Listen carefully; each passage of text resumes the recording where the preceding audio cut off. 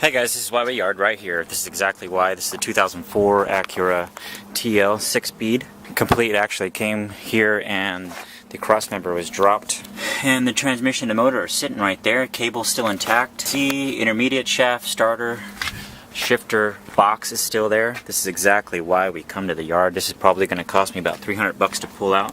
It's getting harder here at the yard because we're posting stuff like this. They're starting to get a good idea what we're out here doing, and a lot of the RSX stuff and K-series stuff, especially manual transmission stuff, doesn't come out in the yard anymore. They end up pulling the engines out and then putting them in a premium lot and then selling them off at a higher cost.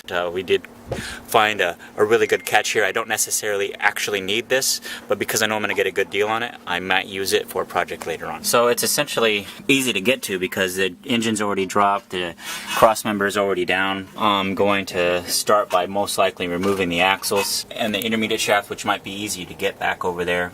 Now I'm going to go with the starter, all the motor mounts, and then get the bolts situated as far as removing them. It might be a little bit more difficult because we're going to have an inspection plate underneath there, which we can't even see. I'm not quite sure how easy this is going to be, unless I can go ahead and pull an engine hoist, which somewhere, there's one over there if you can see it. I might be able to drag the engine out from underneath the car and I can lift it up that way. It'll be a little easier.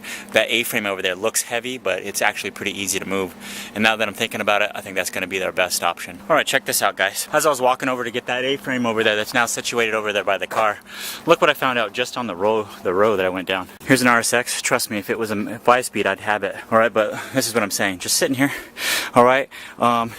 In another video that I did, we showed out how we cut the front end off with the Sawzall. We bring a battery operated Sawzall, just cut the front end, pull the engine out that way. Trust me, if this was a manual, I'd have it right now. Here we go, Tegra B18. It must have been a manual because, yep, it definitely was. Transmission's gone. J30 right here. That was a J30 car. J30 here. Another J over here. These things are like dime a dozen out here. There's plenty of Odysseys on the other way there. So look, like just there for the taking. I wish it was a manual transmission. I'd grab it right now.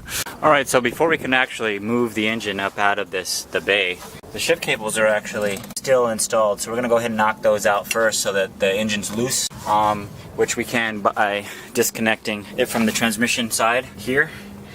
And then that'll let me slide out. It looks like that's the only thing stuck to it. Looks like it had some kind of aftermarket exhaust pipe, so maybe this person knew what they had. So we have the A-frame in place.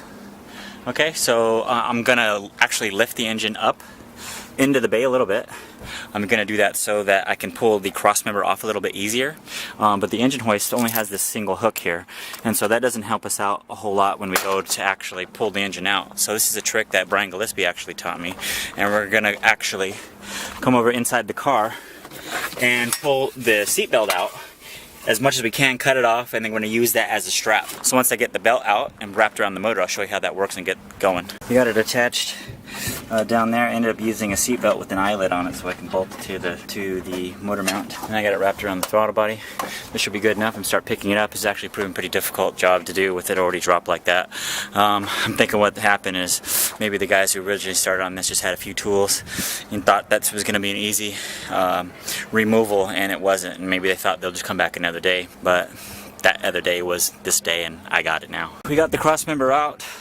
Totally difficult, but it's out and it's in the hole. I got it kind of centralized in here. I'm gonna again lift it up out of here and then probably place it somewhere around in this area. Man, this is tough. We're actually, they close soon, and so I have to really hurry up. We're on a crunch for time. I might not be able to get the shifters out today, but I'm gonna at least try to pull the transmission, slave cylinder, clutch, and flywheel starter today, along with the transmission, of course. And maybe if I have to, come back tomorrow for the shifter. Motor's out. This was the biggest pain, man. It was tough. Don't drop the crossmember and the engine out. Don't do that. Drop the crossmember first, and disconnect the exhaust, then pull the motor. This was absolutely ridiculous. I ended up breaking the shift cables. They got hooked up. They got hooked on the this exhaust right here, and they ended up breaking. I couldn't see. You know, that's another downfall of coming by yourself, is things get broken, and I really needed the shift cables. But the shifter still may be a good thing to grab. Anyways, what we're going to do now is try to get this exhaust off, which is absolutely a nightmare to deal with, so I can get to this intermediate shaft. So this is what could make it worth it. Pull the starter off, pull the intermediate shaft off. I'm working on it, and then I take a look inside. LSD, rare 6-speed LSD TL transmission. I got it. So I broke the shift cables, but I came up on top. I got an LSD transmission. That's a steal. We got the transmission off, and it looks relatively good. Looks like maybe the rear main seal had been leaking inside the casing, but no, it's not a big deal. But I notice here it looks like it's been painted, which would suggest that it's taken apart before, and of course you can see some RVT overflow here. So whether that LSD is OEM or not, I'm not quite sure. I may not take this transmission apart to see. Well, I think we're just going to run it. So when we're taking this stuff, make sure to grab the pressure plate and the flywheel. Most of the J-Series you're going to find are going to be automatics, so this is stuff you definitely want to find, which could be expensive to try to source later on just because of the rarity of it. Make sure to grab that.